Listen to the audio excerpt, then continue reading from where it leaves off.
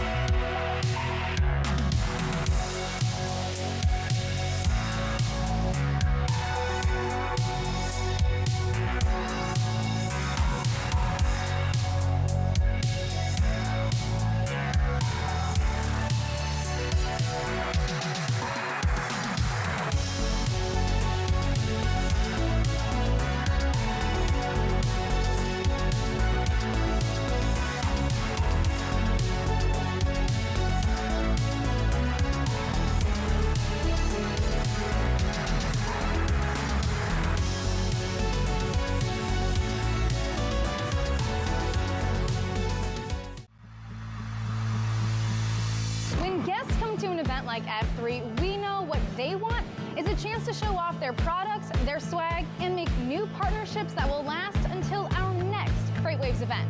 But the problem is there are so many industry events, it can be so hard to find the right one to invest your time and energy in. We at FreightWaves take your investment seriously. Which is why we've brought together thousands of industry professionals in one city over 3 days to showcase all you have to offer.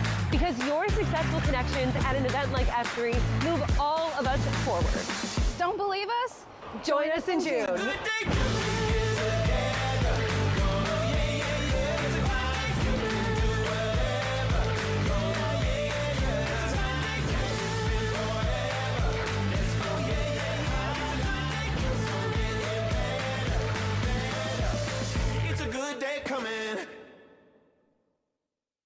Hey everybody, this is Thomas Watson, enterprise trucking carrier expert here at FreightWaves, telling you about my show, Loaded and Rolling. Now, it involves trucking topics for large carriers and even small ones that wish to be large. Anything that impacts trucking, you can get it there. You can catch us every Tuesday at 1 p.m. Eastern on tv.freightwaves.com. We do it live.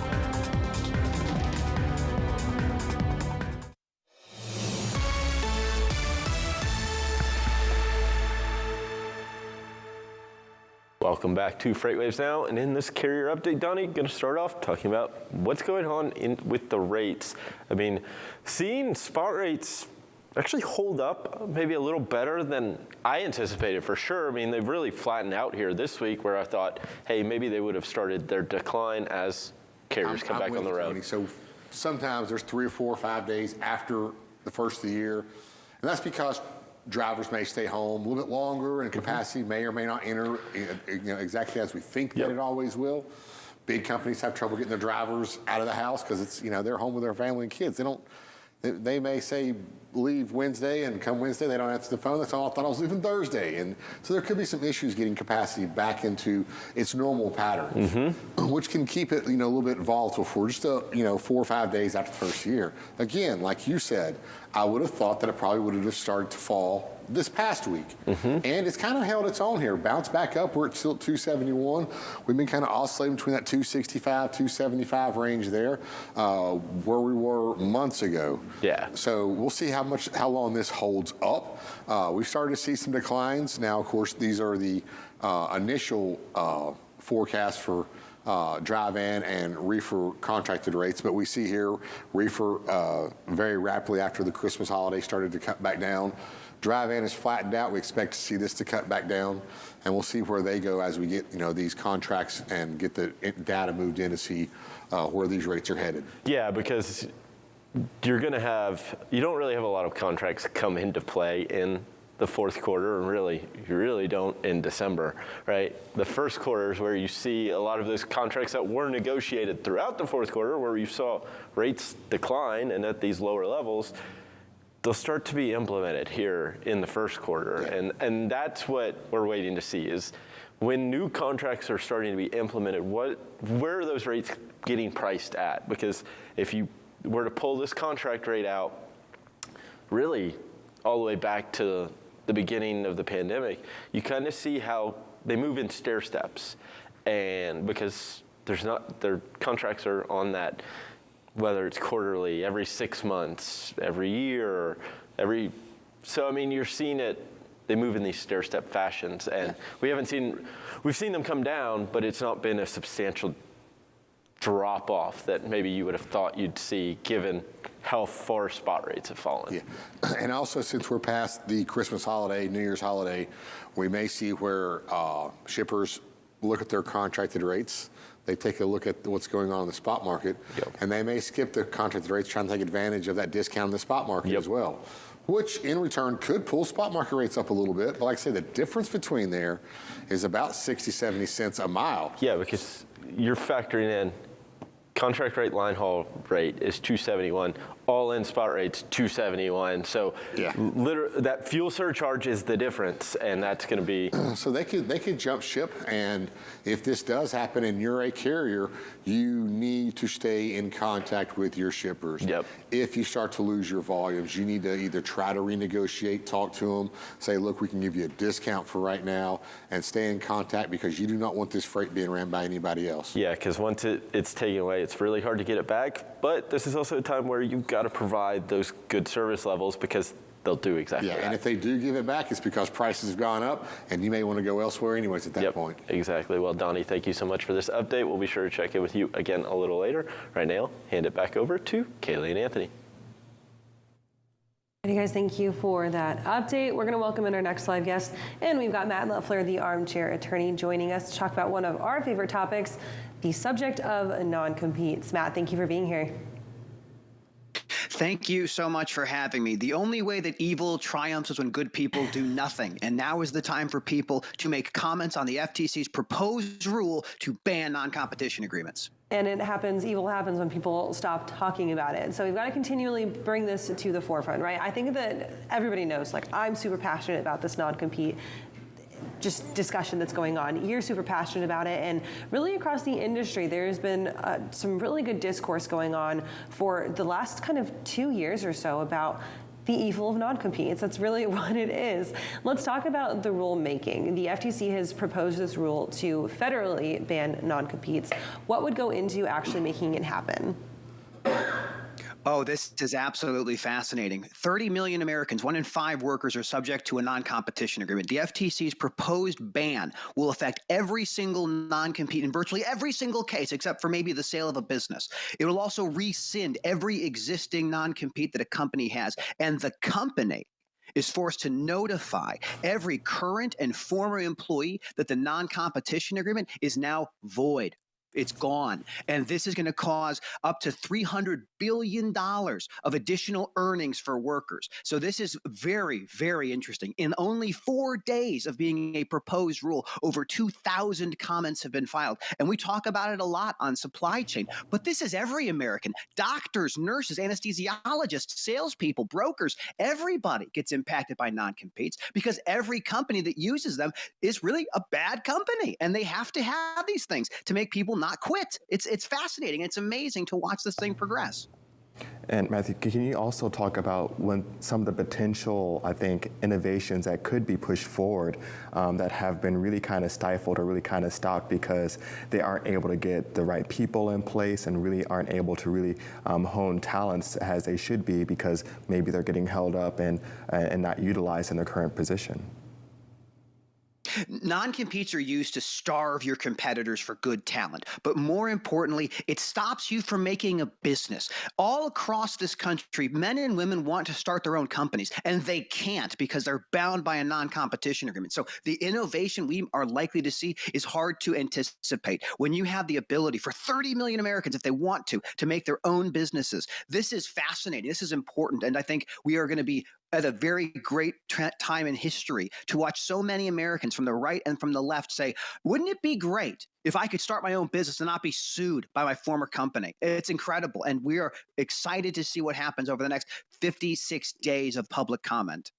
So with this rulemaking, obviously there's a lot of, on the state level, there's a lot of legislation that protects workers who have a right to work states. Tennessee is one of them, right? Where if, say personally, I was under a non-compete agreement in my previous job before my time here at FreightWaves, right? And if I left to go into a different job in the same field within that non-compete agreement, Tennessee's a right to work state, so my non-compete wouldn't have been enforced, but the company still would have had the ability to put me through litigation, not legislation, sorry. They would have had the opportunity to put me through litigation, right? And at the end of the end goal, sometimes that's the main goal of these companies, is to force your former employer into bankrupting themselves or spending just an absurd amount of money in court, which they will probably win.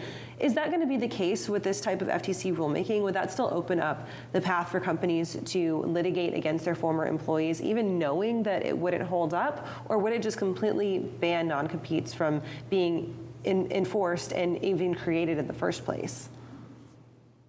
We are going to curb stomp the former employers. They're not going to be able to go out there and sue. And all the cases that are percolating across this country are going to be dismissed. The plaintiff, the person suing, is going to lose. The worker will win. I myself was bound by a non-competition agreement. I was legally prohibited from fixing commercial trailers for money for a period of time. So I understand exactly how impactful these things can be in ruining people's lives. This is a great opportunity for us to understand how our democracy works. This FTC rule talks about the state regulations and says, hey, if the state lets non-competes exist, it's done. We smash it. We are supreme. The supreme power of our federal government takes the complete control over these things. So if you have states that say, well, we'll allow non-competes in these circumstances, and the feds are able to say, no, we're not. Those rules by the state level are gone. The federal supremacy in this type of a rulemaking is what will allow this rule to impact every state in our country. There will be no ability for non-competes to survive, except in cases of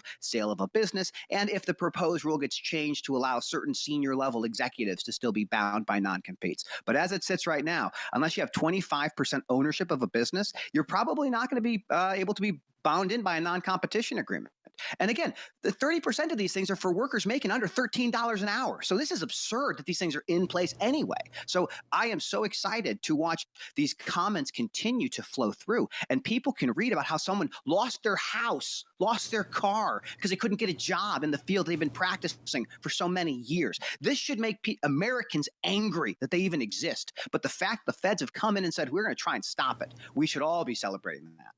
And obviously, the voices in the trucking industry are huge proponents. Voices in the broadcast industry are also very huge proponents of this FTC ruling coming down. When we're talking about what this looks like, you mentioned that employers will have to notify their employees that their non-competes are now null and void, right? What would penalties look like for a company who didn't notify, right? Say, like, it happens, and the employer's like, okay, we've got this, but then they just negate to tell their employees, and it just doesn't get passed down the grapevine. Would the employee then have the ability to report their employer, or would they just have the ability to up and leave and say, you know what, peace out, I'm done, and you can say nothing about it? There's a lot of uncertainty as to what the compliance aspect is going to look like. You're being asked to say to 30 million workers, and probably more with the former people, hey, the non-compete's gone. The proposed rule gives you the exact language that will allow you to say this is the notification given to your employees. But there certainly will be employers who won't notify. California, for example, has banned non-competes for many, many years, and yet 19% of their workers are still locked into them. They still have those contracts, even if they're unenforceable. So as to the penalties, that is not clear yet what will happen. However, I can imagine plaintiffs' attorneys all across the country will be salivating for the opportunity to sue a former employer if they try to enforce a non-compete that is not valid. And that's one of the reasons why I talk about this ban so much, whether it's on Reddit or YouTube or TikTok or LinkedIn. We want people to know what's being proposed, because when the thing gets done, a lot of changes are going to happen. 180 days for employers to make good on the rule, what's being told for them to do. So I think about this in the case of the TQL employees, which is I feel like kind of the most famous non-compete case that's going on right now in the trucking industry, right? And it's a story. It's got a lot of drama to it, and really kind of just some unnecessary stuff that's going on there. And it's now been in litigation for a while. Obviously, this is going to have a huge financial impact to that former employee. If this rule goes through and he's released from this non-compete, do you think that we see the opportunity for the employee then to maybe countersue TQL and say, you know what, hey, look, you put me through all this unnecessary stress, undue financial hardship. Now, I'm the plaintiff, you're the defendant, and you got to stand up for yourself.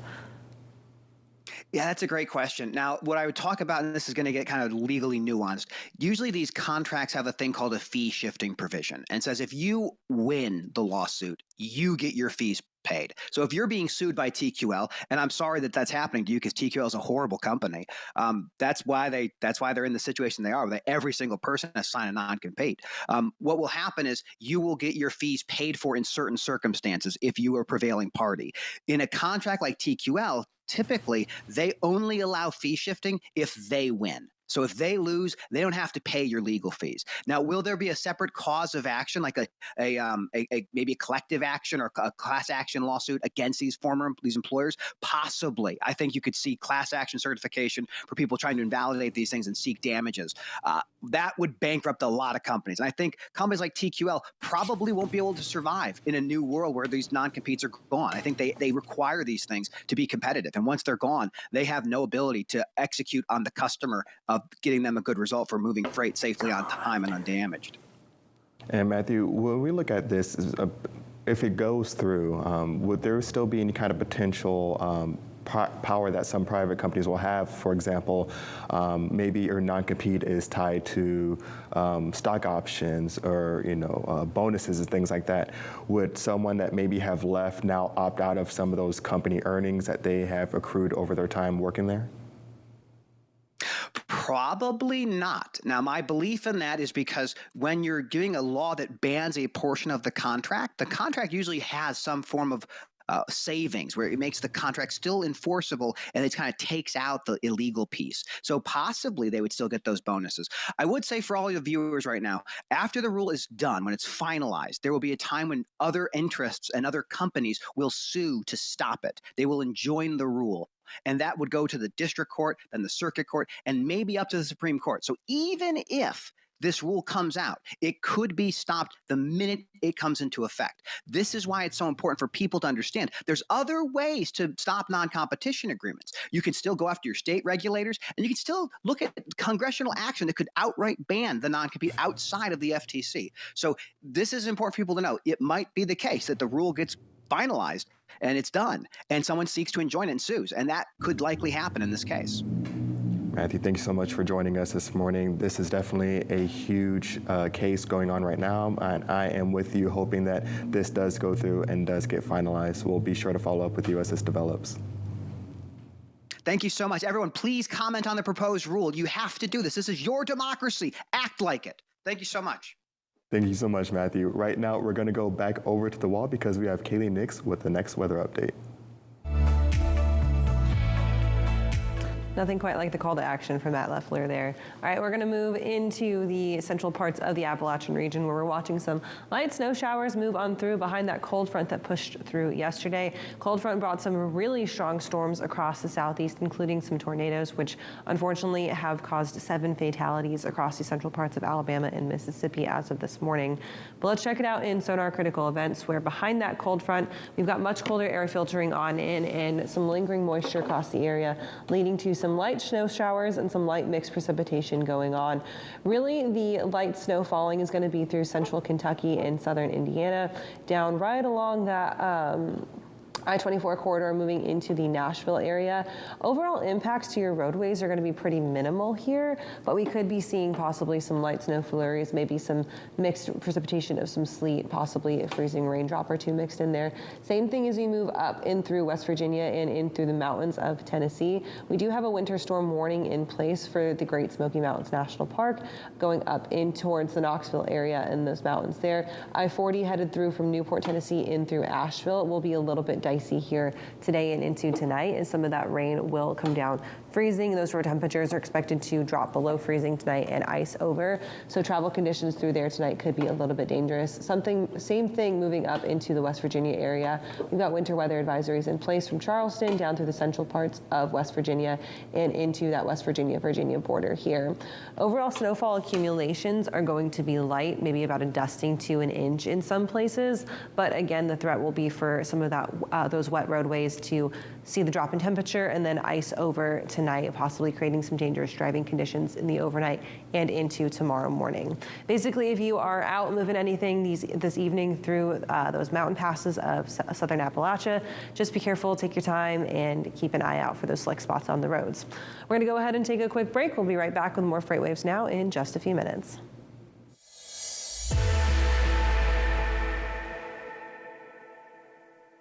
Welcome back to another edition of Check Call. Check Call. Check Call. Check Call. Let's go. Nobody works for free, so why should we be expecting our drivers to? Okay, let's just get it together now. What are some of those proactive steps that you can start taking now? For myself, I would like the Earth to still be here for a little bit longer, but you know, is a hot dog a sandwich? Oh, okay. Is pizza an open-faced sandwich? It's bread. I have been ready for this question. I've seen the show. We're all in this together. Thanks for making me hungry. Now I want a hot dog. You're welcome. Catch episodes of Check Call Tuesdays at 12:30 on FreightWaves TV. Keep up with all things Check Call on freightwaves.com/checkcall. See you on the internet. What does this have to do with freight? Well, I'm glad you asked. People are wondering what's going to happen with inflation. Is there going to be hyperinflation? When is hyperinflation going to be here? When is there going to be inflation? What's going to happen with inflation? Inflation.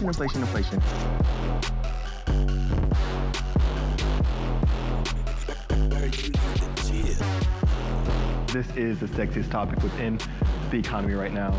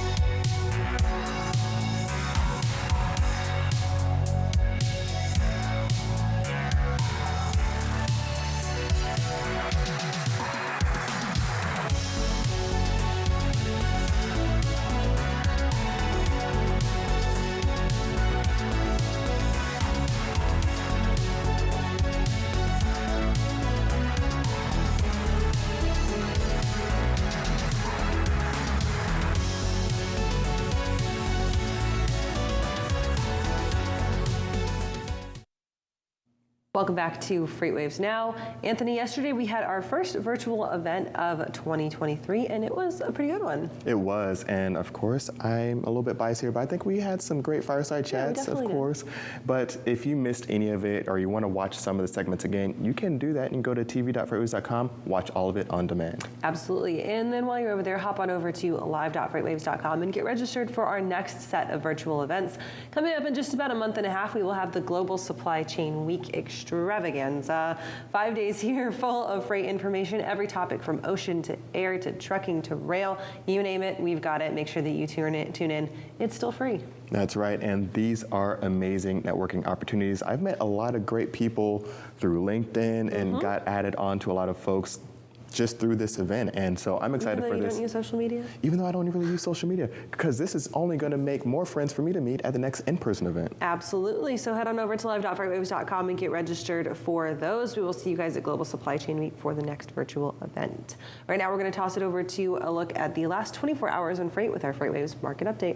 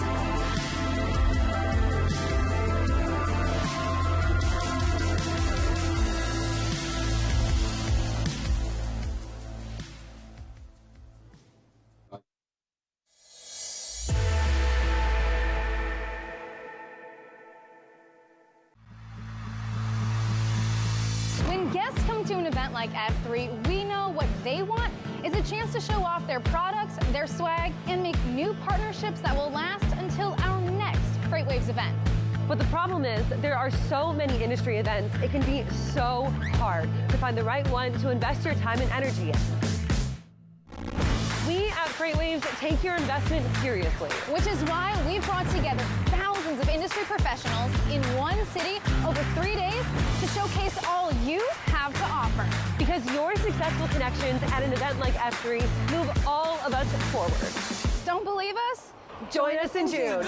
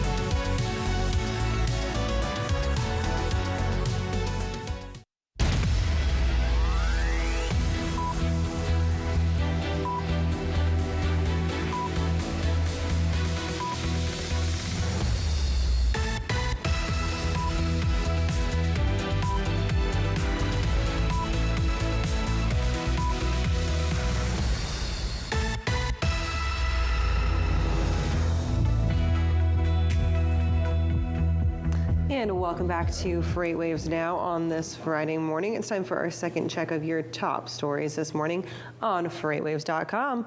Walmart has announced that it will expand its Go Local and Store Assist services through Salesforce, allowing more sellers to utilize the online selling solutions. The partnership is between the Customer Relationship Management Division of Salesforce and the Commerce Technologies and Go Local divisions of Walmart.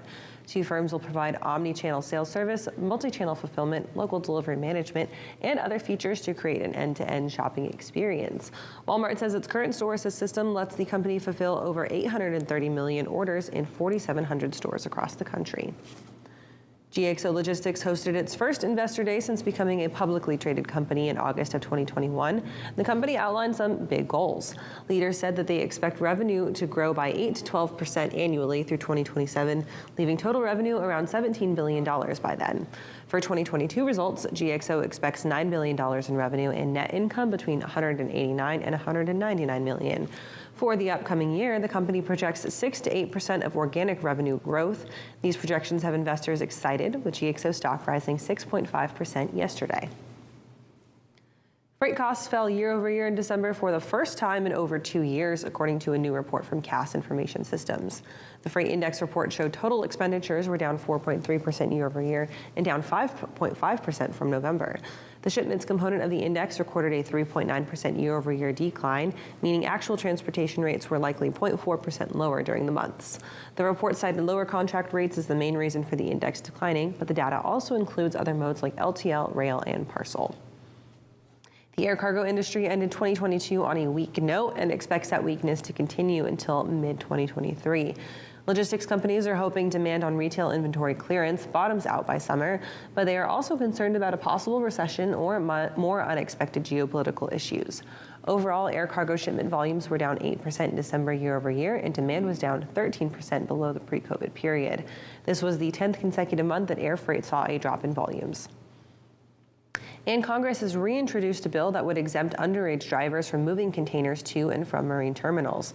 The Ceasing Age-Based Trucking Restrictions Act was introduced this week and backed by 20 Republicans in the House. It is identical to a bill introduced late in 2021 that failed to move. The legislation is being touted as a remedy to ease congestion at port areas, even though port congestion has declined significantly since its original introduction. The current law dictates that drayage work is interstate commerce, and even when a container's destination is in the same location as its port. You can find details of these stories and more on FreightWaves.com and our FreightWaves app. If you're watching us on YouTube, give us a like and subscribe to stay updated. And for the full FreightWaves TV experience, head on over to tv.freightwaves.com. We're going to toss it on over to the wall for our next carrier update.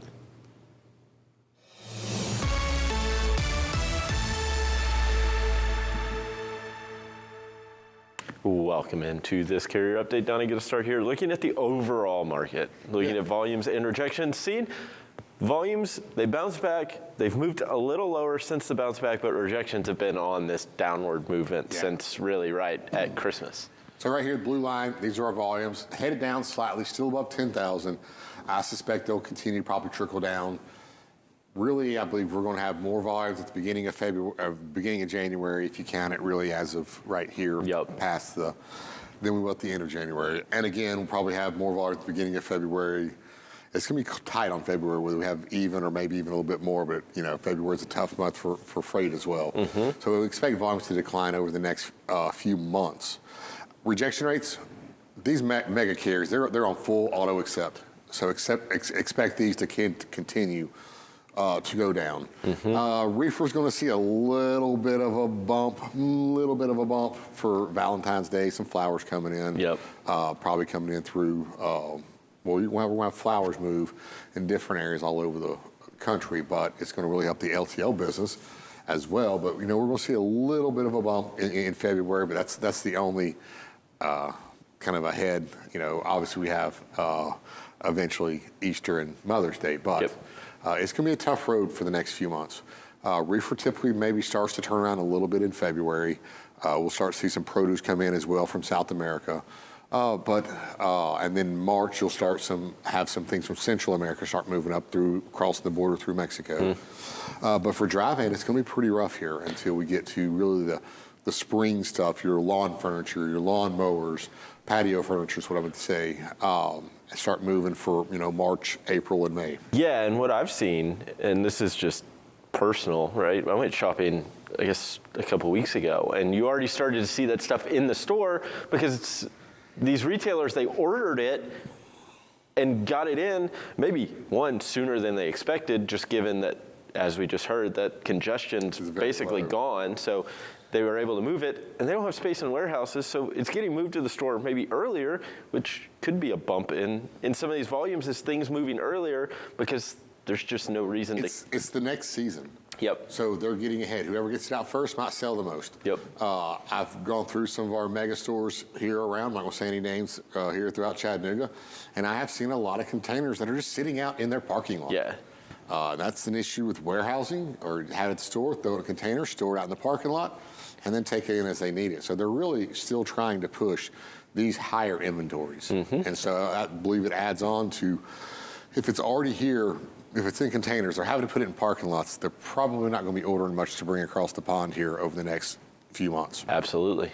Move. All right, next chart here. Looking at outbound tender rejection rates, we're breaking it down by flatbed. Flatbed was our highest performing.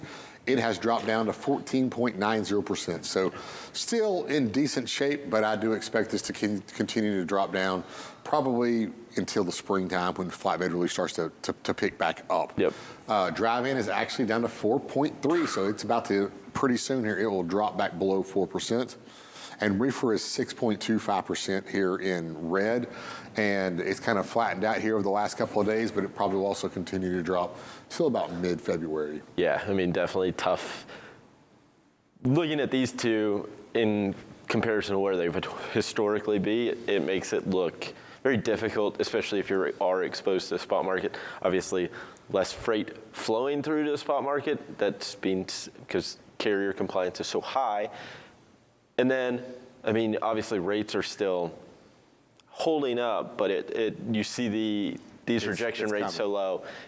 you're going to see a decline. It's just a matter of when. You're right. Right now, reduce your exposure to the spot market. Try to stay on those higher spot rate or contracted rates for right now. But if you can't, if you're one of those guys that has built his company around spot markets, you better jump into Sonar. You better find those markets that are people don't want to run to, that are out of the box, and find those higher rates. And we'll show a few of those coming up here when we come back. Thank you, Donnie, for this update. Right now, hand it back over to Kaylee and Anthony. All right, guys, thank you for that. We're going to welcome in our next live guest. We've got John Kingston joining us, our editor-at-large, to talk a little bit about some predictions for the upcoming year. John, thanks for being here. How are you? Good to see you. Doing pretty good for this Friday. Let's move right into it. We've got some ideas on kind of the state of supply chain tech from E2Open going on right now. Of course, they offer their software as a service option for a lot of folks in the supply chain industry. Where are they thinking the market's heading in 2023? Well, E2Open, their fiscal year is a little bit off than everybody else's. Their quarter ends like in November. Their third quarter ends in November. So it means that you can argue that their earnings are the first in earnings seasons or the last.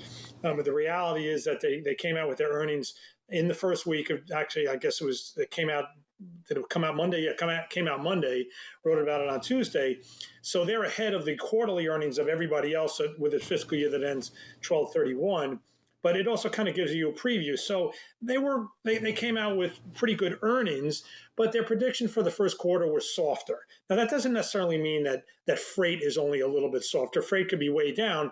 They sell a software management, a transportation management. Let me back up. They're not a transportation management system. They're a visibility system, a supply chain management system, software as a service. And they predicted things were going to be a little bit softer for them in the first quarter. There's not necessarily a correlation between SaaS sales and the level of freight, the kind of things that Donnie was just talking about. Those aren't a one-to-one correlation. But they definitely did see a slower quarter for them. This is a quarter that would have really begun on December 1st for them. They said deals are getting slower to get completed, and I think anybody in the business would say that. So it was not a particularly bearish forecast. Their forecast of revenue for the year is down a little bit and up. Their low prediction is up a little bit, but their high prediction is down a little bit for a narrower range of their prediction on SaaS sales. So it was somewhat bearish, but not particularly bearish, and they did have a good quarter. John, definitely sounds like it's really similar to a lot of sentiments that we've heard, a very lukewarm to a little bit chilly outlook going into 2023. With this forecast, with this outlook, as you mentioned earlier, there's not really a one-to-one correlation between, of course, SaaS sales and the freight segment itself. But do you see any type of particular segment in the supply chain that would be attached to what they're seeing overall? Well, let me just say something that they did speak about specifically. I assume from reading the transcript of the earnings call, that they have quite a bit of penetration into the high-tech field. They sell a lot of technology customers, and they said that one has been particularly weak. So that was the only one they really singled out, and it was to the downside. So I think that their prediction of a somewhat softer quarter had a lot to do with their penetration into the technology market and the fact that they see that one slowing down further than other areas. I think that's no surprise, especially when you look at tech company layoffs and kind of that softness that's existing in the employment side of the tech industry first, right? We're really starting to see the kind of intrusion into a consumer recession with how many layoffs are going on in the big tech space right now, thinking about Flexport announcing that they're cutting a pretty decent amount of their workforce as well, bleeding into that supply chain tech side of things. John, let's take a quick little pivot to what's going on with the Transportation Research Board. They came out with some findings from the last year as well, specifically around port investments on the East Coast. Can you talk about a little bit about that? Well, let's talk about the TRB didn't really come out with anything. So earlier in the week, I went to the Transportation Research Board annual meeting. Let's note that the TRB annual meeting is part of there's a whole bunch of meetings like this going on all over the country in various academic fields, because most academics at this time of year, school hadn't started. In some places it has, but colleges haven't gone back. A lot of them will go back next week. So the TRB is just this big intellectual carnival In any given, let's say, 1 hour, 45-minute session, you could be at 7 or 8 different presentations. So I did go to one on Monday morning about the East Coast versus West Coast ports. And, why has market share on the East Coast grown at the expense of the West Coast? And actually, if you take the East Coast plus Gulf Coast share of the market versus the West Coast, it's over 50%. This is considered, a significant benchmark that have been broken. And one of the things that the main point that I felt that came out of this presentation by a panel of experts was that this wasn't just because of the congestion on the West Coast. You can have congestion on the West Coast, but if the East Coast ports aren't there to take it, then that's going to, they're going to stick to the West Coast. So there were a couple of points that I felt particularly important. Number one is that the East Coast ports have done a lot of capital improvements, a lot of infrastructure improvements that make them attractive, that they can handle the big ships, these gigantic container ships that are getting ever bigger, that they can take them in the East Coast ports where maybe only the West Coast could take them previously. The other that I thought was interesting was that the movement of manufactured goods away from China to places like Vietnam results in when you look at the map, you wouldn't think it was that much of a difference, but that it actually results in a pretty significant change in shipping costs. So you do not need to, if you want to go to the East Coast from Vietnam, you don't need to go across the Pacific through the canal and then up to the East Coast port. It is actually economical to go into the Suez Canal, out the Mediterranean, out the Atlantic, and into the East Coast. So that movement, which again, as I said, on a map wouldn't look to be that big a deal, has had significant impact on shipping. And now suddenly a Suez Mediterranean Atlantic journey makes sense if you're coming from Vietnam.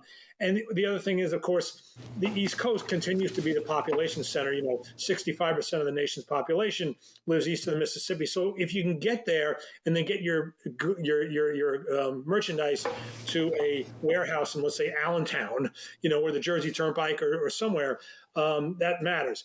One cautionary note, speaking of warehouse space, one speaker was saying they are concerned that there's just not enough. Land is so valuable, they're not really sure how the expansion of that warehouse space can go on. But nobody seemed to think that everything was just going to snap back to the way it was before. I think that's a great point there, John, definitely talking to some of the limitations around the infrastructure and warehouse space. Of course, while we have you on, we just got the CPI report out yesterday, and one of the big contractors there was energy. Can you talk to us real quick as, of course, our energy expert here at FreightWaves, what you're seeing overall in the markets and your expectations moving forward? Well, that may change. I mean, the futures price of diesel has been way up now for the last 5 or 6 days. I'm not completely sure why. I know for a couple of days there, we got the reports on refining, during that cold snap right around Christmas.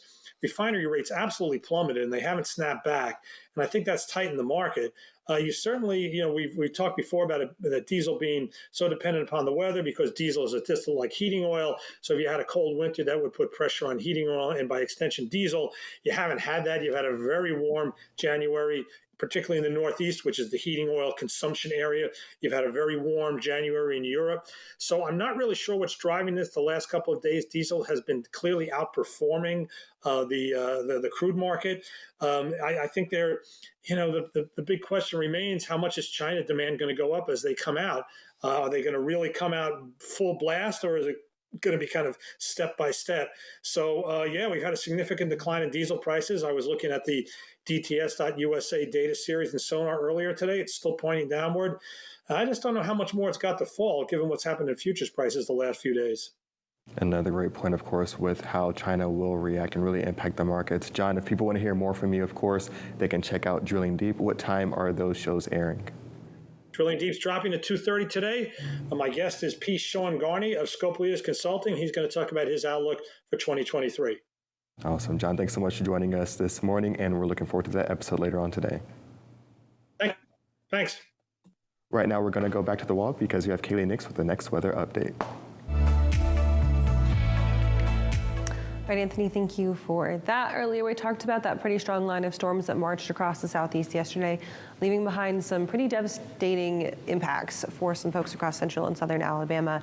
And we did unfortunately see 7 fatalities so far from these strong straight line winds and a handful of tornadoes that were confirmed as of yesterday. And let's check it out in Sonar Critical Events, as we still have some lingering showers and some stronger storms going on from that line as well.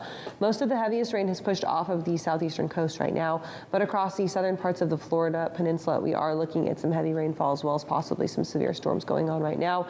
That does include through the Naples area, moving across the Florida peninsula down towards West Palm Beach, Fort Lauderdale, in Miami, expected to see some impacts today. So because of that, we do have some severe weather warnings in place, and then there behind that, actually, there is a wind chill advisory in place as that colder air makes its way down into central parts of Florida for today and into tonight. Other than that, we also see some lingering showers going on across the central parts of Alabama and down through Atlanta. On the radar, it looks like we're picking up just a little bit of some mixed freezing precipitation, but really none of this is hitting the ground here in any of these southern spots. It's still too warm in those lower levels. We do have a winter weather advisory in place for the mountains of northwest Georgia, though, however, as we could look up to pick up just a little bit of light dusting of snow here today and into tonight. Other than that, though, we're not expecting any major impacts to any travel areas or any impacts to those roadways tonight. What we will be watching, though, is some impacts going on to I-40, moving through the mountains of the Great Smoky Mountains National Park, headed from that Knoxville area into Asheville. You can see some travel issues there tonight, especially as those slick spots on the roadways freeze overnight and then eventually see some ice accumulation. Also do have winter weather advisories in place in those mountains between Nashville and us here in Chattanooga, Tennessee. But again, not expecting anything big from those travel impacts there. We'll take one more final look at weather before we are done here for the day. Right now, we're going to take a quick break and we'll be right back.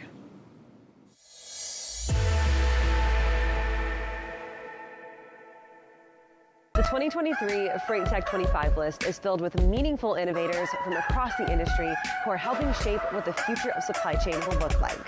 Check out the full list of these companies and all the latest Freight Tech news at FreightWaves.com.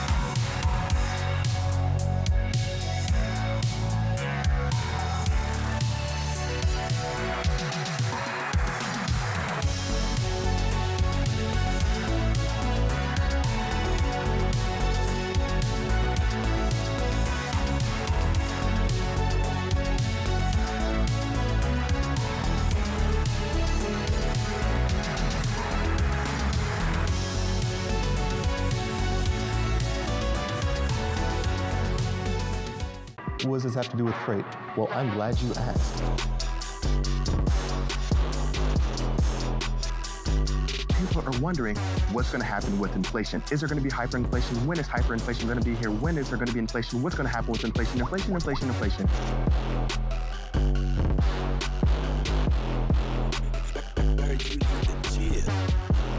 This is the sexiest topic within the economy right now.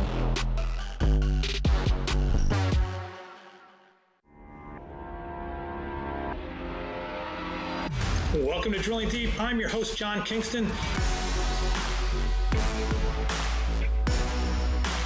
Drilling Deep is the place where we talk about oil and we talk about diesel, and you have to drill to get oil and you have to get oil to make diesel, so that's why we call it Drilling Deep.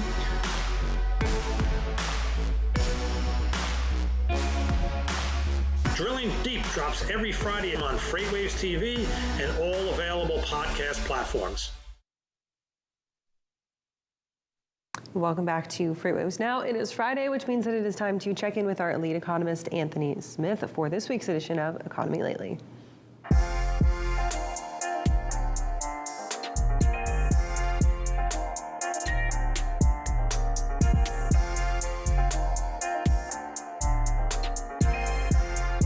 Hello, ladies and gentlemen, and welcome back to the Economy Lately. And this is our first in-office episode for the new year. I'm Anthony Smith, Chief Economist here at FreightWaves, and I'm joined by the one, the only South turn. Yeah, right. Woo. South. I mean, this is a new year. It's 2023. The people have a lot of concerns going into the year. Yeah, as they should.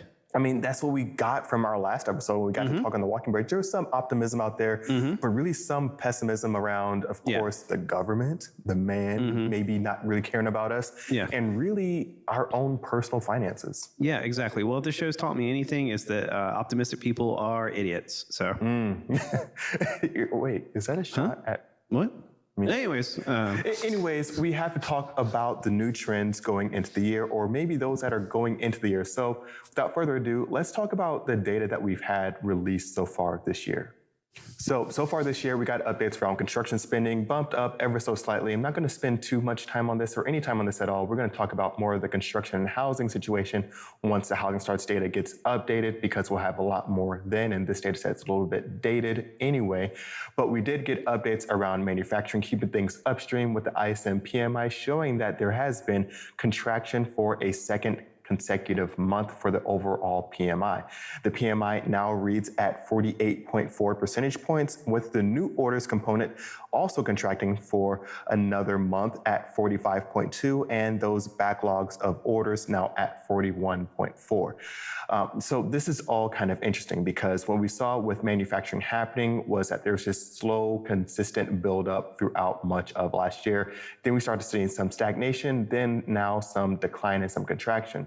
The big thing within manufacturing, of course, is that there is still backlogs. Even though this component is contracting, it's based on a month-to-month basis, there are still backlogs being worked through.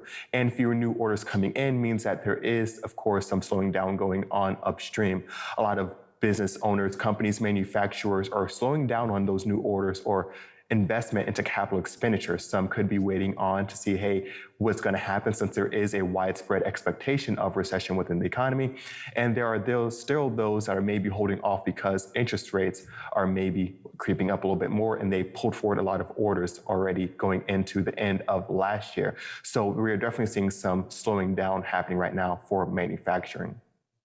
The other big thing that we got a lot of updates for was around the labor market. And this is an area that, as you all know, if you've watched other episodes of The Economy lately, or me talking about the labor market at any point last year, I'm not that confident within the perceived strength of it all. But we got some good numbers, which is great news for the American consumer. So the first thing that we see was job openings, still above 10 million. I think it's right around 10.5 million for overall job openings. Great, good news. Quit rate still elevated. I think the last number came out at 4.2 million, still very much elevated. Consumers feeling somewhat confident about shifting and moving into a new job. The unemployment rate now down to 3.5%. We also saw that initial jobs claims are in the low 200,000s as well. So these are all good news on the surface, but we have to look at the types of jobs, a lot of them being around leisure and hospitality.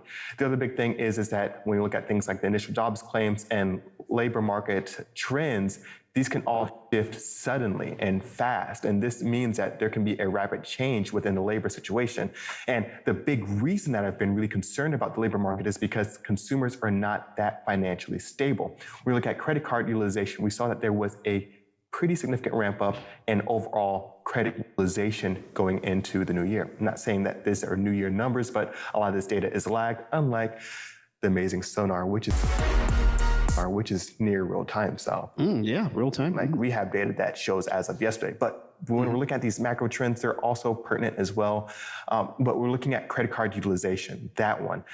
Revolving credit, we're seeing that there was an increase of 16.9% in November. And that is pretty significant, especially when we look at the overall savings rate. Still, even though it ticked up ever so slightly, at lows that we haven't seen in well over a decade. This is telling us that the consumer is still not on stable financial ground just yet. And this is going to be one of the big concerns that I still have going into the new year. So no changes there. Coming up this week, we're going to have releases for the CPI, seeing how strong inflation is going to be following us into 2023. We'll talk about that on the next episode. And this is going to be pertinent because the Fed is really steadfast on tamping down inflation, and those interest rates are still going up and staying at a high level. We'll see how Jerome Powell reacts to some of these latest labor numbers and, of course, the latest inflation numbers on the next episode. Now, real quick, now when you talk about the labor market, I just have like one quick question. So do you adjust the labor market numbers if you use child labor, because you know, like how, like, you know, like when it comes down to it, like 3 kids in a trench coat equals 1 adult, you know, that's taking an R-rated movie or something. Right. Is there any kind of ratio the same way for like labor market numbers for child labor? Why aren't kids allowed to work that much anymore? I mean, I don't know. I think that's a outdated, you know. Builds character. Right? Like, yeah. Like, what if a kid's having fun? Yeah.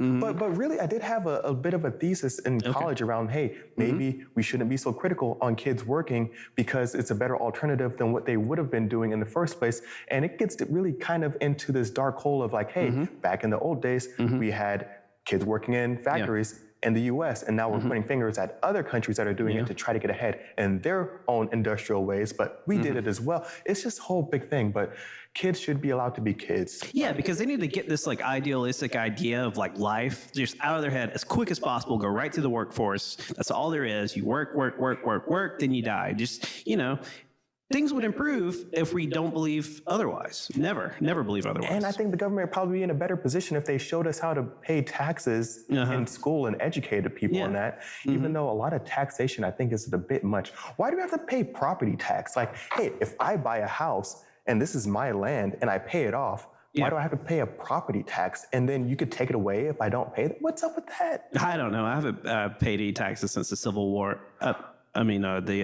The Iraqi War. Are you? What?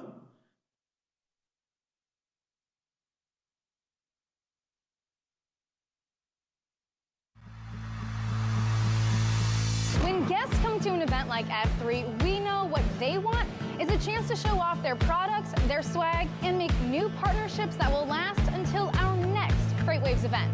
But the problem is there are so many industry events, it can be so hard to find the right one to invest your time and energy in. We at FreightWaves take your investment seriously. Which is why we brought together thousands of industry professionals in one city over 3 days to showcase all you have to offer.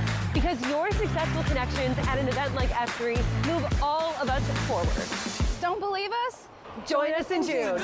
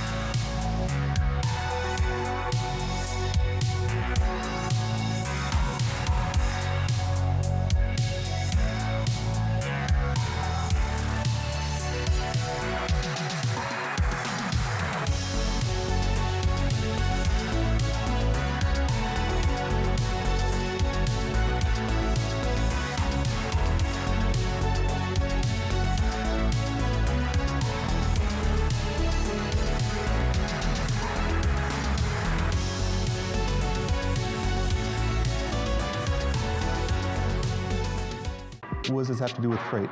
Well, I'm glad you asked. People are wondering what's going to happen with inflation. Is there going to be hyperinflation? When is hyperinflation going to be here? When is there going to be inflation? What's going to happen with inflation? Inflation.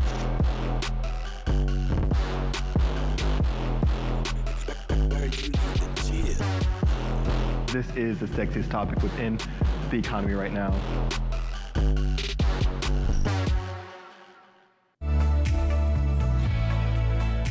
And welcome back to FreightWaves Now. It's time for our final check of your weather this morning. Moving up into New England, where we're looking at a pretty robust system setting up for some quick moving but heavy hitting snowfall across the area. That's that lingering moisture and the cold air in place from the storms that moved through the area of the southeast yesterday.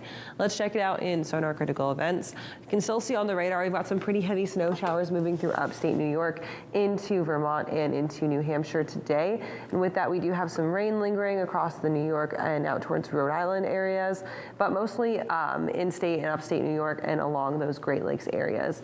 Some of this could be enhanced by the lake effect snow, but thankfully it has been cold enough where we've got a little bit of icing over Lake Erie to kind of pull back on that lake effect snow machine. Good news for those folks in Buffalo who saw that just incredible amount of snow there a couple weeks ago over the Christmas holiday. We do still have winter weather advisories in place across those areas right along that lake shore, all the way down from central Ohio, Cleveland, up into the Buffalo area, and then out along the Rochester area into Syracuse as well. That I-90 corridor could be seeing some pretty heavy accumulating snowfall, but most of it going to be centered up in the I-87 corridor up to the Burlington area of Vermont, and then eventually right along those edges there. Overall, accumulating snowfall looking at about 4.5 to 6 to 8 inches in some places here, but the main story is going to be how quickly it moves in and out, leaving them just with some snowfall to deal with these next few days. Not looking at a extended period of snow, but the cold settling in behind that will be below average again for this time of year. So just something to watch out for here as we move throughout the next few days. That does it for our weather this week. We're going to toss things over to Bill Priestley. He's here for our roundtable talk.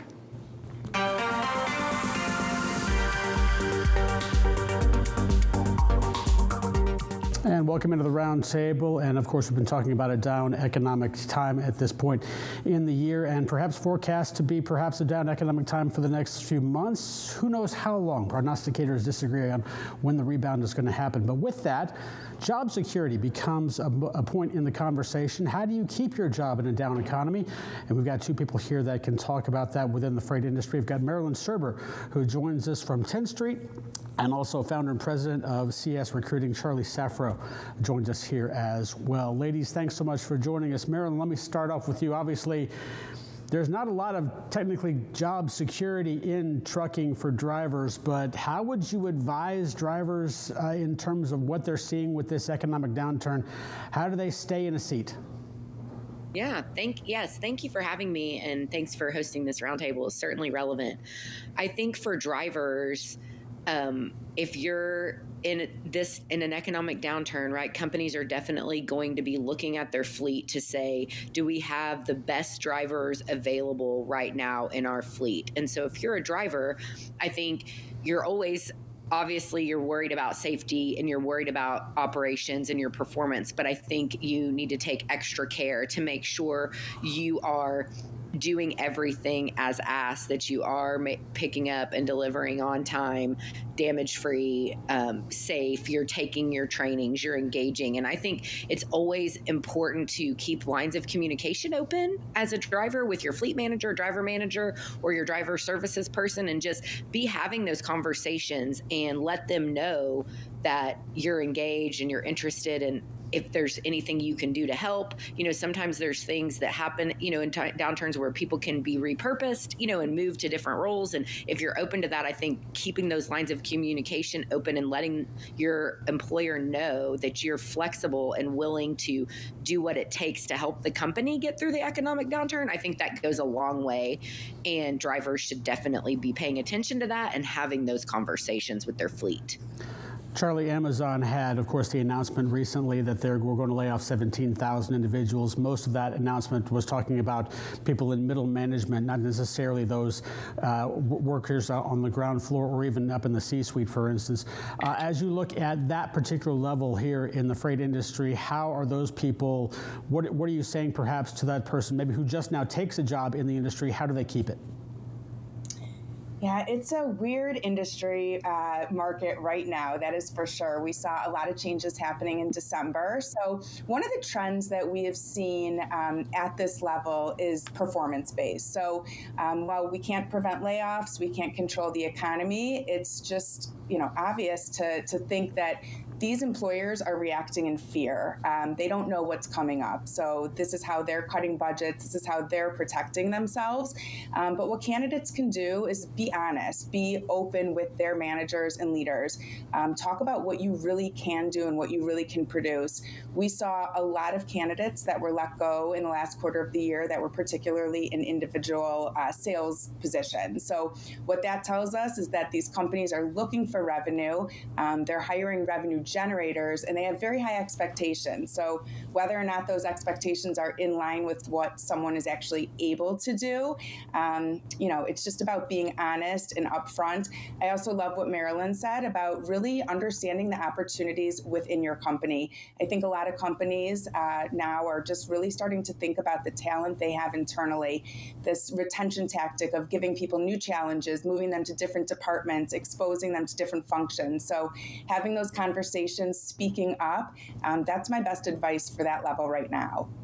Marilyn, switching back to the driver, we had a lot of headlines, say March, April, May of last year, about a migration from the owner-operator side to larger carriers. In other words, to be self-preservation in that respect. We had Andrew Lockwood on our roundtable a couple of days ago, and he offered that the same thing perhaps is happening again, perhaps in the second wave. What do you see as that as far as job security? Just making sure that somebody's got a truck to drive, making the move from an owner-operator, a more risky proposition right now, to something that perhaps is a little bit more safe? Yeah, that's a great question. And, we are starting to see that. And I think it is a good move, because what we're not seeing yet from carriers is a big layoff of drivers. We are not seeing that or hearing that in our data. Companies are continuing to hire drivers, maybe not at the rate that they were this time last year, but for the most part, companies are still hiring drivers. And so I think if you're an owner operator in a time of economic uncertainty and with inflation and just all the things that are kind of stacked against you, there is security in a larger fleet like that. And so if you can take your truck and you can lease on to a bigger carrier that is just better prepared, frankly, to deal with an economic downturn, I think you can get ahead of it. And those carriers are still moving freight. They are still very much hiring drivers and wanting owner operators, and it can give you that security that you just may not have the resources to provide on your own if you're an individual owner operator or you just have a couple of trucks. Right, yeah. Charlie, let me ask you this. Now, I'll ask both of you this there as well. Obviously, there's going to be a lot more liquidity in the market in terms of movement from here to there, and especially if it's forced or not through layoffs or just simply people deciding they want to move on. With that, how do you make the decision when's the right time to go? I mean, I know that sometimes people can walk into a workplace and feel there's a little bit of a different vibe, and all of a sudden there's maybe a little uncertainty and people start to get an itch. When do you know when to make a move if you decide that that's the right move for you? Yeah, I'll start. I mean, it's all about knowing your must-haves and your non-negotiables. So really understanding what you have, but also recognizing that the grass is not always greener. I think that's a really hard lesson for people to learn, but you start to get that itch.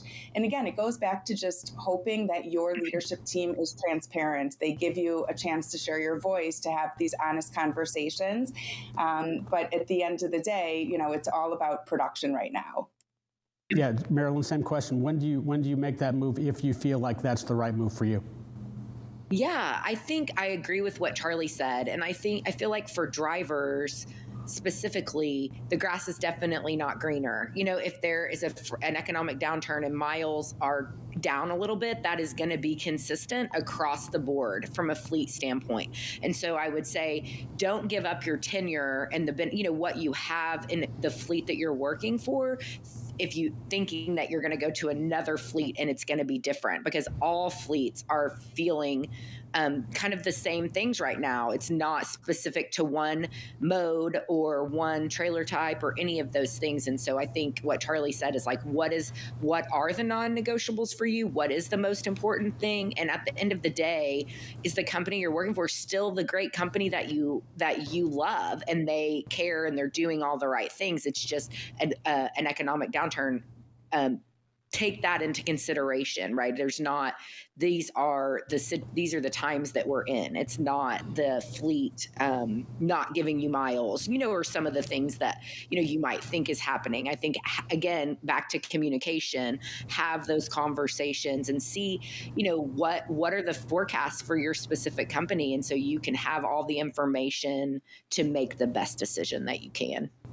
Charlie, earlier today we had Matthew Leffler on talking about the FTC's recent proposal about banning non-competes, and I know that will have a tremendous impact on the freight industry as a whole. Obviously, we could be weeks, months, perhaps even years away from actually seeing that come to fruition. There's a lot of talk that has to happen between now and then. But how would you see that impacting the freight industry and perhaps, again, creating much more liquidity within the industry? Yeah, my fingers and toes are crossed that goes through, because it will have a really dramatic effect on this industry in the employee favor. So non-competes have always been something that is lingering. There's a lot of litigious companies in this industry, and unfortunately, candidates start with a company, they learn it, they become passionate, they've got a skill set and a trade very specific to transportation logistics. And when they leave, if they are under a non-compete, they are banned from going to work for any sort of competitor. And usually these contracts are very broad, even very gray, which, that puts the companies in a position where they have counsel, they can afford it. The incumbent can't always fight that non-compete, and they have to step out of the industry, which has a lot of different consequences. So we are hoping to see some, loosening up on those laws. I absolutely think non-solicit should stay in place, and I'm assuming they will. But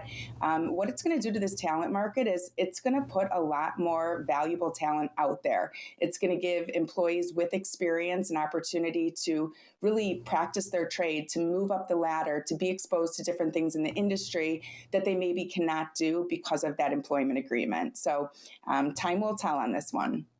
All right, we've got about a minute left. Let me ask one last question for both of you, because I think I'm getting the same answer from both of you. In other words, when you start to look at this downturn in the economy and what your strategy should be, I'm guessing that both of you are saying you've got to be more active with your employer and not lay low and hope you get overlooked in terms of a layoff, correct? Let me start with you, Marilyn. Yeah, correct. I think it's not a secret, right, that we're in what the economy is doing, and that, transportation, the market is different. And so no matter what level you're at or what position you're in at a fleet or in this whole space, is have the conversation. And I think your employer will appreciate you for it, because it gives them an opportunity to give their side of the story too. And they don't want you to leave. I mean, companies do not want to lose their talent during an economic downturn, because what we know about trucking is it's down, but it's coming back up, right? Whether it comes back up tomorrow or next month or 6 months from now, it is coming back up. And so, let me cut you off right there, Charlie. We just got a few seconds. Go ahead. Yeah. Yeah. I mean, I think that the good news is right now that even though it seems like there are layoffs everywhere and people are being let go, we had more offers rejected in December than we've ever seen in a month in over 12 years. So what that tells us is there are still very niche positions that are out there. Companies have vacancies they need to fill. If offers are being rejected, candidates have other options. Maybe they're receiving a counter. Maybe they've got 3 offers in hand at once. So I think that's a glimmer of hope that there could be change coming. I also feel like what we've been telling a lot of candidates in the last couple of weeks is it's not you, it's them. And, layoffs are just an unfortunate part of business. And, individuals need to realize sometimes it's just out of their control. So control what you can control and be your own advocate. Ladies, thanks so much for joining us, obviously. Good advice for staying in the game. Thanks so much for joining us. Thank you, Bill. All right, let's move on back to the sonar wall. We've got more with another carrier update.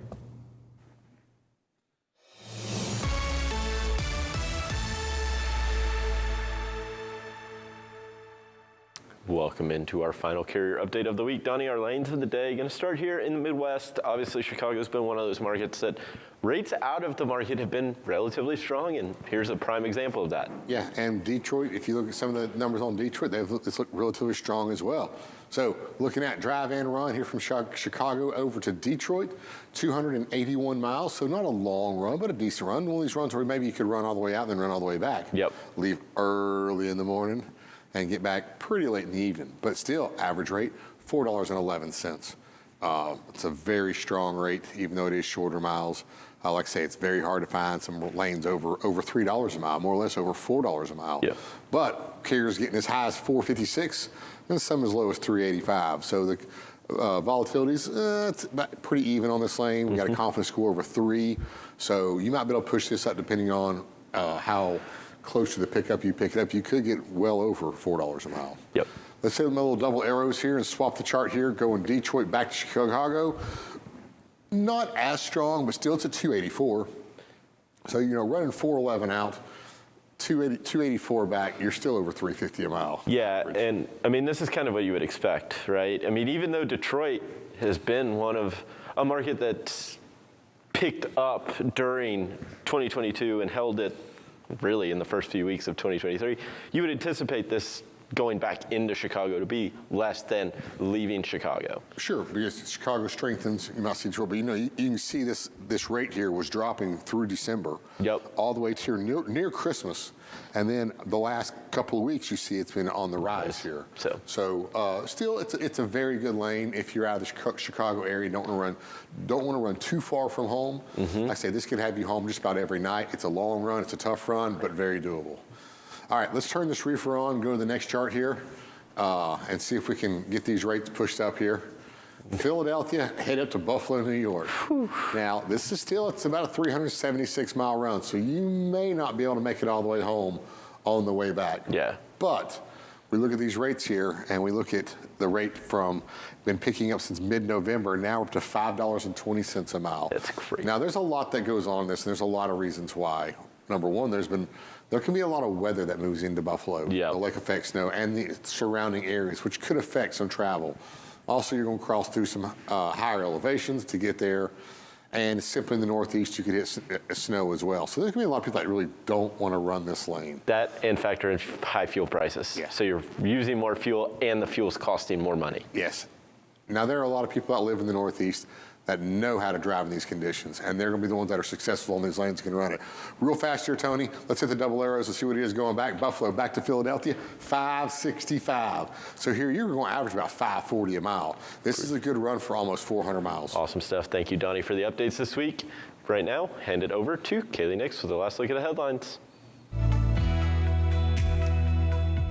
Alrighty guys, thanks for that. Here's a final check of your top stories on FreightWaves.com this morning. The air cargo industry ended 2022 on a weak note, and that weakness is expected to continue until mid-2023. Logistics companies are hoping demand on retail inventory clearance bottoms out by summer, but they're also concerned about a possible recession or more unexpected geopolitical issues. Overall, air cargo shipment volumes were down 8% in December year over year, and demand was down 13% below the pre-COVID period. This was the 10th consecutive month that air freight saw a drop in volumes. Congress has reintroduced a bill that would exempt underage drivers from moving containers to and from marine terminals. The Ceasing Age-Based Trucking Restrictions Act was introduced this week and backed by 20 Republicans. It's identical to a bill that was introduced in late 2021 that then failed to move. The legislation is being touted as a remedy to ease congestion at port areas, even though port congestion has declined significantly since its original introduction. The current law dictates drayage work as interstate commerce, even when container's destination is in the same location as its port. And recent outlooks for the diesel market in 2022 both show how the International Maritime Organization environmental rules will be a huge factor for the diesel prices. The direction of the price will still be overwhelmingly determined by the price of crude oil. That price does have the opportunity to slide down due to a recession or increase as demand in China may surge. The 2022 diesel market surge was mostly driven by what started happening back in 2021, but the spread of the price of crude and at the pump continues still to grow as 2023 starts. You can find details of these stories and more on FreightWaves.com and our FreightWaves app. And if you're watching us on YouTube, give us a like and subscribe. For the full FreightWaves TV experience, head on over to tv.freightwaves.com. And of course, we are done here for the day, but plenty more to come as you stick with us here on FreightWaves TV, including our flagship show, What the Truck. That's right. What the Truck will be on a little bit later. And we also have an episode of Fuller Speed Ahead and John Kingston. There you go. He'll be here with Drilling Deep this afternoon. And of course, if you miss any of that content, you can head on over to tv.freightwaves.com to catch replays of that. It's also where you can go if you missed any of our content from our live event yesterday. You can find that over there. Recaps of the Sales and Marketing Summit, and you know what, maybe even a little bit of a precursor to Global Supply Chain Week. Yeah, and that's going to be the next one. The countdown is already beginning until Global Supply Chain Week, and it's one of my favorite events because it really covers everything for everyone within the supply chain. So if you have any part in the supply chain, this is definitely going to be a virtual event for you. And of course, great networking. I got to meet a lot of great new people yesterday, and I'm looking forward to growing that list so I have more people to meet and hang out with at the next in-person event. And you know what? If you want to participate in any of our virtual events, we are always looking for folks who are willing to speak. So if you feel like you've got something to say about global supply chain, hit us up. You can send me a message on LinkedIn or an email directly, and we'll get you on that speaker list. Same thing for any of our other virtual events. You can move forward looking at Supply Chain Meets FinTech event coming up in the middle of March. And then, as Anthony mentioned, our in-person events are just a short time away, starting with Future Supply Chain in Cleveland. That's right. And for those of you that were watching on LinkedIn, we appreciate it, but definitely get the full experience on tv.freightwaves.com for all of our stuff. We'll see you next week.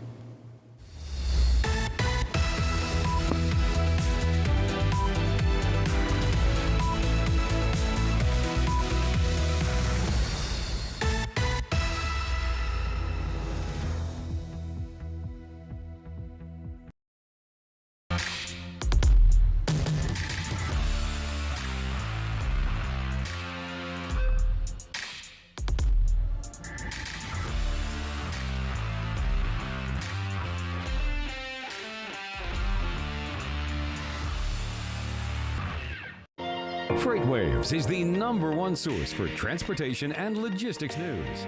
FreightWaves.com provides you with in-depth news coverage, data, and insights from the leading industry journalists and market experts.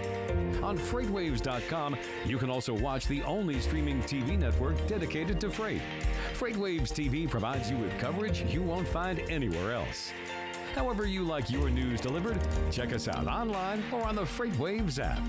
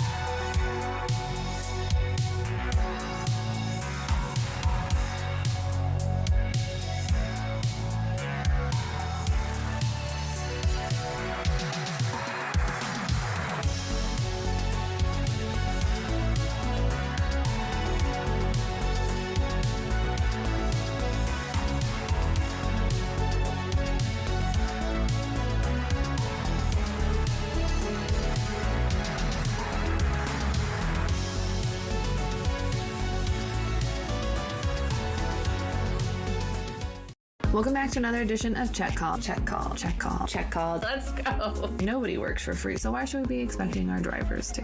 Okay, let's just get it together now. What are some of those proactive steps that you can start taking now? For myself, I would like the Earth to still be here for a little bit longer, but you know, is a hot dog a sandwich? Oh, okay. Is pizza an open-faced sandwich? It's bread. I have been ready for this question. I've seen the show. We're all in this together. Thanks for making me hungry. Now I want a hot dog. You're welcome.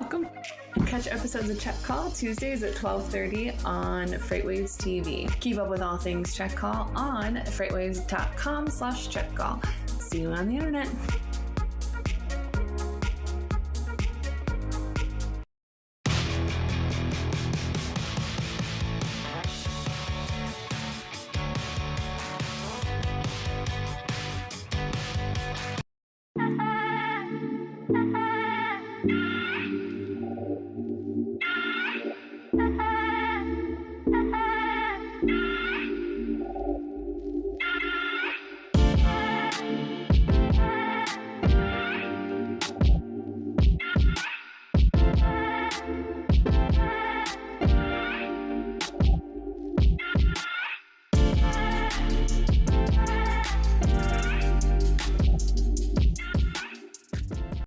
Welcome back to another edition of Check Call. Check Call. Check Call. Check Call. Let's go. Nobody works for free, so why should we be expecting our drivers to?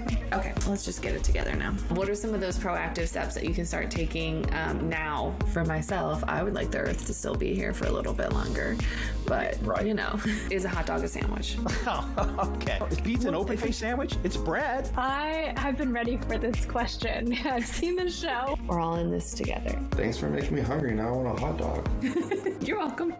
Catch episodes of Check Call Tuesdays at 12:30 on FreightWaves TV. Keep up with all things Check Call on freightwaves.com/checkcall. See you on the internet.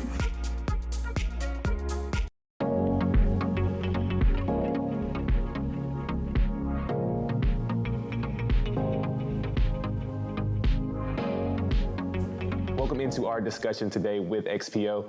I'm Isaiah Buchanan, and joining me is Diana Brown, Senior Vice President of Sales Operations and Customer Experience. Diana, thanks for joining me.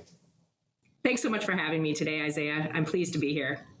We're really glad to have you, and let's talk about customer satisfaction. It is a key differentiator in today's increasingly competitive market. What are customers demanding from their transportation partners today?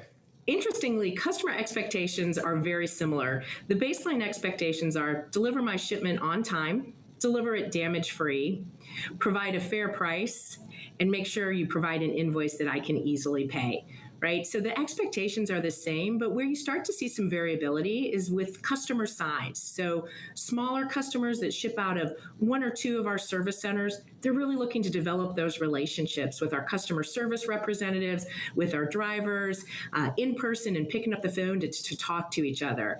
Large customers that have hundreds of shipments in our network at any time, it's actually the opposite. They're looking to have real-time information and updates in their systems, right? So that's deep technology integration and making sure that we're passing all the information that they need about those hundreds of shipments. So I would say the differentiation really comes based on customer requirements.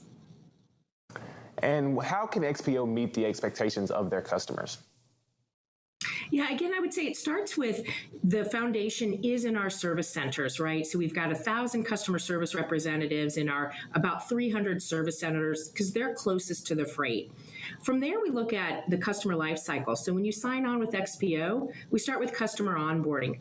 What do you need from us? What do you need operationally? What do you need to make sure that we understand about your business? Do you need trailers and part of our equipment? It's that IT integration again. But this becomes a full project management approach for onboarding for our customers to make sure we meet their expectations. And we've really focused on this for about the last 3 years. And this, Isaiah, is one of our differentiators. We hear that time and time again from our customers. So it's super important to get off on the right foot.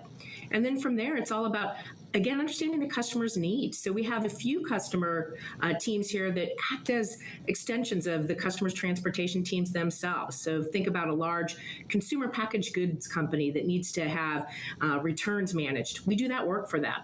And on the flip side, if you think about in retail, vendors needing to get their product so that it can get on the shelves in a holiday season like now, we'll actually manage all those vendor pickups, call them, make sure they're ready, make sure that they're ready for us to pick up. So someone at our customer doesn't have to do that. So we're working with them daily, weekly, and acting as just extending their team. So ultimately, we want to listen to our customers, make it super easy to do business with XPO. And to make it super easy to do business with XPO, you have to have people. They're a key component to customer experience. How do you keep your team motivated to ensure a culture of quality? Yeah, quality is job number one at XPO. It really is. It's woven into the fabric and all the way into our compensation plans, I would say. But for me, it's really thinking about recognition, rewards, and developing your employees. So from a recognition and rewards perspective, we have it on our operations side with something called the Gladiator program. So we're always looking at, moving freight through the network damage-free. And those can be T-shirts and patches and hats and medals. And you can go into our service centers and see the pride when they're all hanging. Each month, those service center gets those awards. Similarly, with our customer service representatives, a lot of recognition, formal and informal program, whether it's on our XPO Go app or on our internal websites or just email, letting people know the great job that has been done and recognizing that and rewarding, and also developing. It's LTL can be pretty complicated, and so things can go wrong. When they go wrong, we want to swiftly resolve problems. So we've got a certification program for our customer service representatives that has 4 key pillars. The first one being simply fundamentals of customer service. Second one focused on the operational systems. The third one focusing on kind of the rating and the billing side, and then also just some of the things that happen, making sure drivers are ready and all their information that they need. So making sure we're developing and teaching our employees is super important. But we know it's working with our feedback loops. We listen to customers all the time, and we've got multiple ways we do that. But each week we're getting 100 to 200 responses from a survey that tell us what's working, what's not, and where we need to course correct. So that's how you really make sure the quality is happening. XPO has really always been at the forefront of industry innovation. How are you integrating technology into your customer experience? Yeah, so technology is super important at XPO. I'm a tech geek at heart. My first job was coding. I've always reported to Mario Herrick, who was our CIO. So, technology for our customers is super important to us as well. Customers don't always see it, though. It's not always customer facing. A lot of what we're doing is to improve the quality or improve their experience without the tools that they interact with. But let's start with the tools they interact with.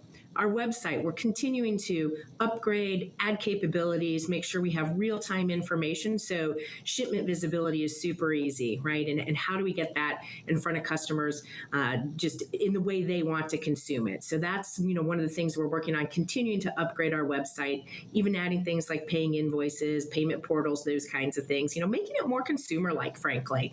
So that's a big effort for us, and we'll continue. Some of the other efforts are behind the scenes, as I mentioned. So even simple things like how you look at your phone systems and how you think about being more proactive based on phone time and where you're getting, how long it's taking to answer phones and those kinds of things. And just making sure you're using that in a very proactive way so you're able to get a great customer experience there. But probably the most impactful example that I can give you of brand new technology that we've developed in the last 6 months is an internal tool asked for by our operations team. So you have thousands of trailers moving through our network every day, being touched by lots of different service centers. And they wanted to rate each other and start to gamify it a little bit and to see where we were doing well and where we had opportunities to improve. So our tech team developed a quick little app, got it out there, and there were 3-star ratings and 1 time in the trailer, and that's moved to 5-star ratings and rating multiple times in the trailer. But what's super important is getting this feedback back to our supervisors so they can talk to dock workers about where we can make improvements. And I guarantee you that in the past 6 months, our quality has improved significantly as a result of this application. So that's probably one of the most fun ones, and just something that the team did quickly and turned around and made a big impact. And it certainly seems like XPO is one collective or hive mind that's working so that they can better the customer experience for your customers. And it seems like it's really helping XPO to grow their business. Thank you for taking the time and joining me today. Thanks so much for having me. Really appreciate it.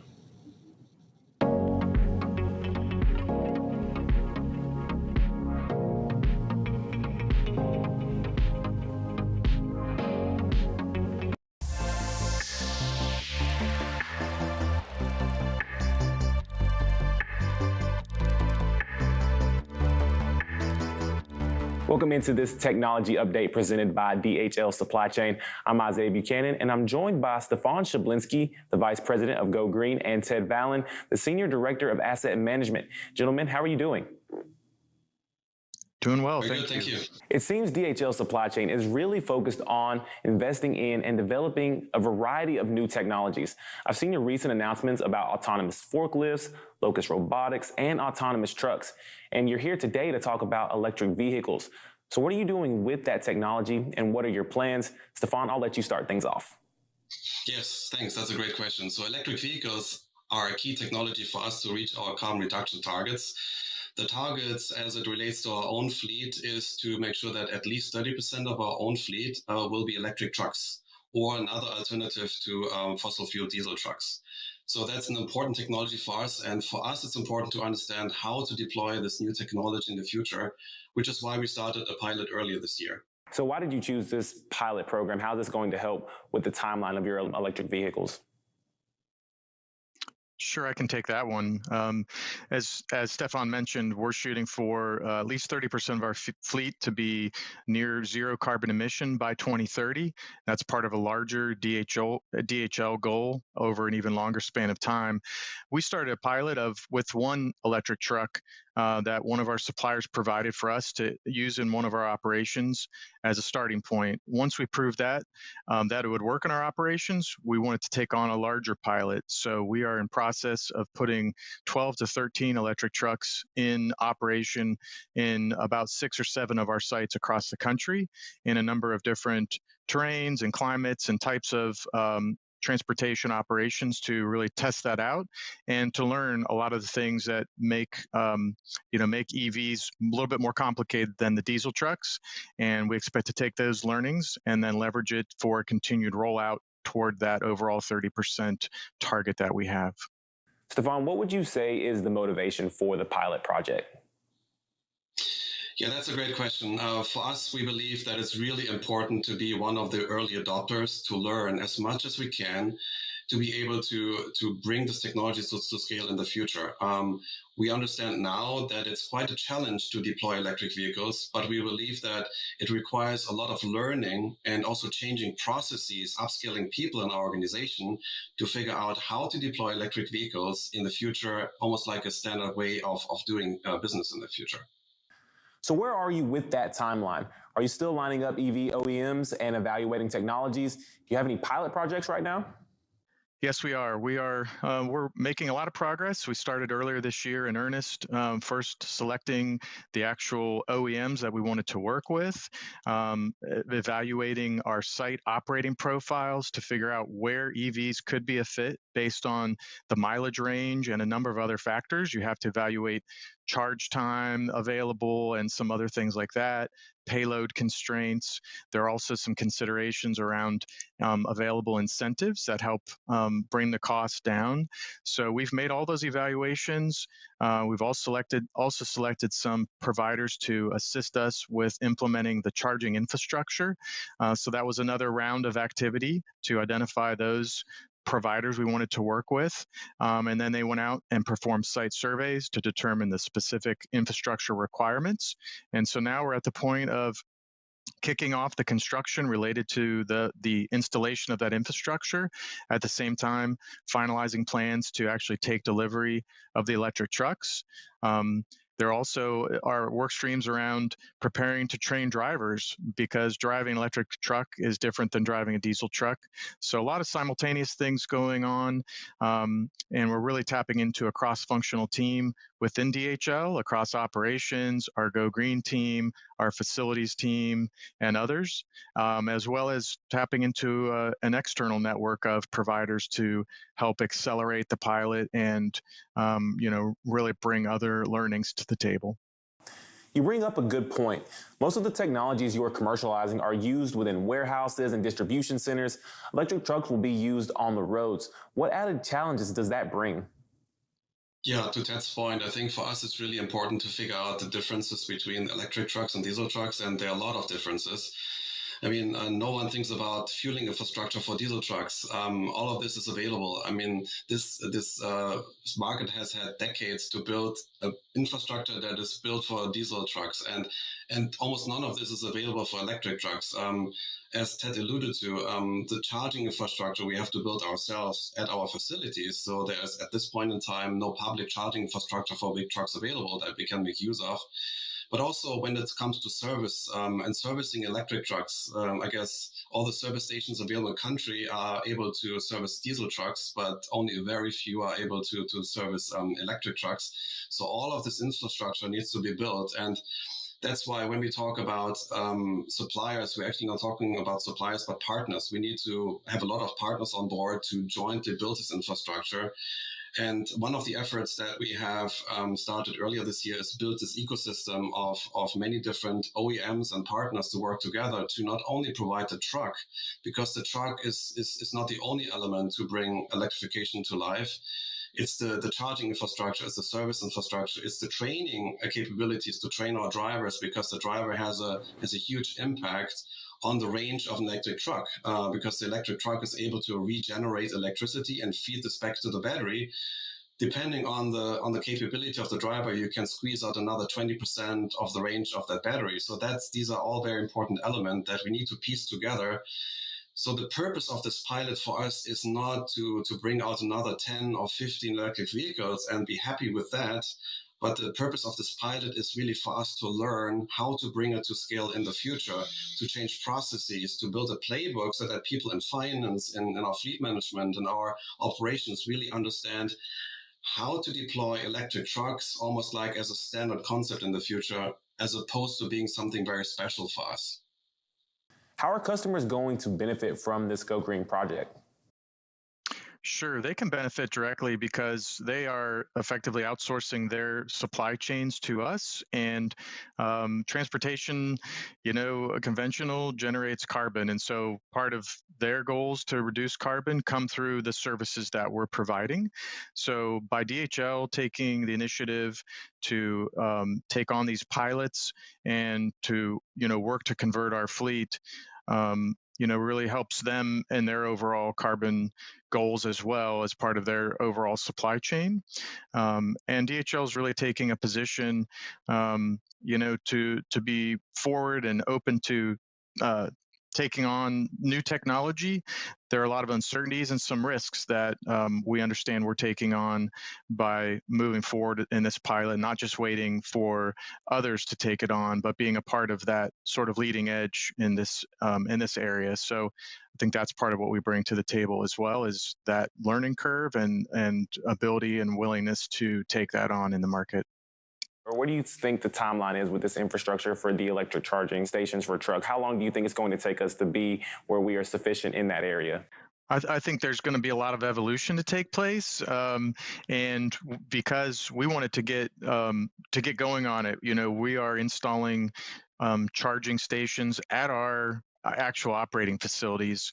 I think a lot remains to be seen how it may unfold in terms of public charging, or also some type of shared scenario where maybe one of our trucks is able to charge at one of the delivery locations instead of always relying on charging at our home domicile. So it's one of the really interesting things in this space is the amount of new solutions that are going to be brought forward. The capital markets will decide what technology makes sense and who and how is it paid for and things like that. So again, we didn't want to wait too long for all that to be determined. So we're going to move forward, but continue to watch things evolve and develop as we progress. Gentlemen, where can people go to learn more about DHL's transportation capabilities? Sure. If people want to learn more, they can go to our website and dhl.com/supply chain/transportation. Stefan, Ted, thank you for joining me today for this technology update talking about electric trucks. Thank you again for joining me. Thank you very much. Thank you.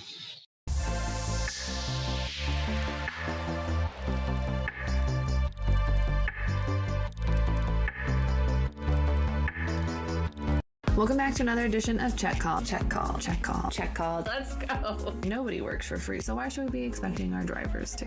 Okay, let's just get it together now. What are some of those proactive steps that you can start taking now? For myself, I would like the Earth to still be here for a little bit longer, but is a hot dog a sandwich? Oh, okay. Is pizza an open-faced sandwich? It's bread. I have been ready for this question. I've seen the show. We're all in this together. Thanks for making me hungry. Now I want a hot dog. You're welcome. Catch episodes of Check Call Tuesdays at 12:30 on FreightWaves TV. Keep up with all things Check Call on freightwaves.com/checkcall. See you on the internet.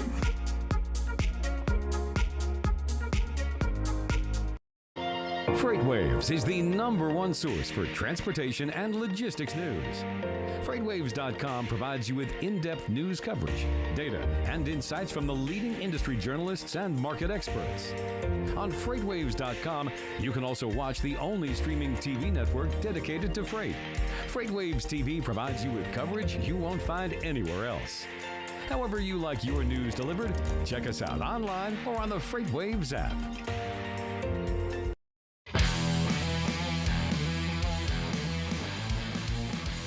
What the Truck is now 3 days a week.